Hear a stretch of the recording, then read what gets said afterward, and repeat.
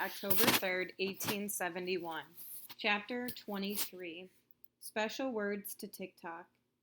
Poppy was already out of the house, down the steps, and running to the main road when she heard Claire calling after her. Poppy, please wait for me. I need to talk to you. Don't run away like this. Come back. Poppy stopped in her tracks. Claire wants me to wait? She felt a sense of relief. If she never saw Claire again, her heart would be broken in two. This was the very first time she'd ever had anyone she really cared about, or who cared about her. Claire does care, doesn't she? At least she seems to. Or is she just being kind to a little gutter snipe?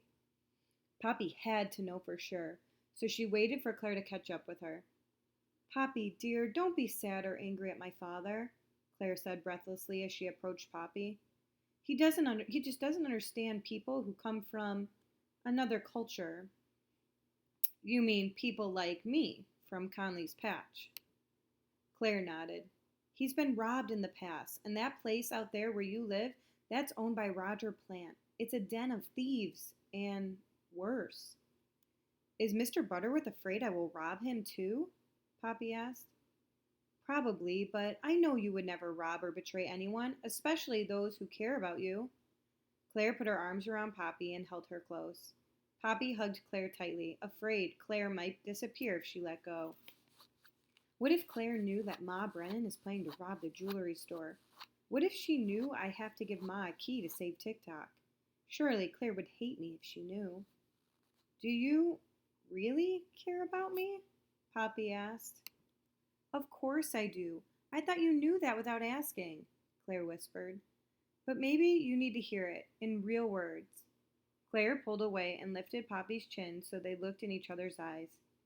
Poppy, I care about you very much. In fact, I'm learning to love you.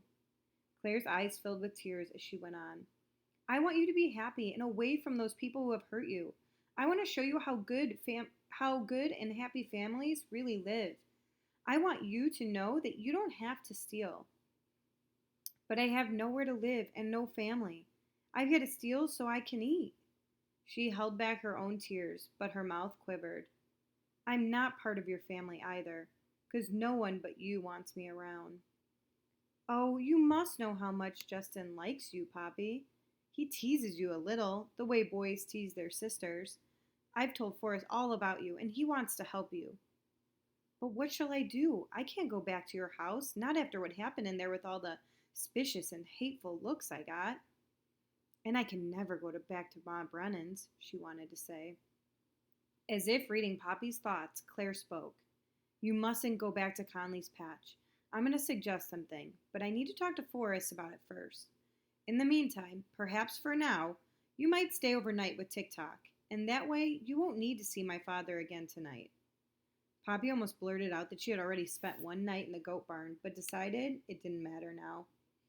I'd like to stay with TikTok, she said, but I don't want your father to find out. I won't tell him, and he won't be going out to the goat barn.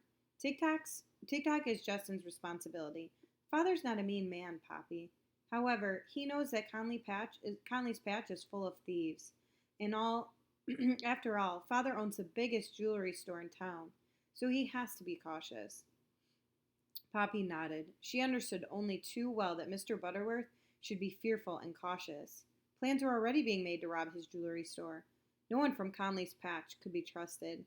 Not even me, Poppy thought sadly. Come on, Poppy. I wish you could come sleep in my room, but for now, if you don't mind sleeping in the goat barn. I don't mind, ma'am. I'll be quiet, and I'll cuddle with TikTok like I... Whoops. She almost said like I did last night, but caught herself in time. Claire took her hand and they walked back to the paddock. Look at the stars, Poppy, Claire said. I swear, I just saw another shooting star. I wonder if there's a shower of stars tonight. Poppy looked up in time to see another. I saw one, she exclaimed. May I make another wish? Of course, but don't tell what your wish is. It's a secret you share only with the stars. Poppy closed her eyes and wished once again. I wish that Mr. Butterworth's store will never be robbed, she pleaded silently. And I wish TikTok will be safe from all harm. Claire opened the gate to the enclosure. The little goat bounded up to them, her bell jingling merrily. You love Poppy, don't you, Tick Tock? Claire cuddled the goat. You be a good girl and share your house tonight with her. Claire got up and whispered, Poppy, tell Tick Tock you love her. Poppy was startled. Those were words too difficult for Poppy to say to anyone. I don't know.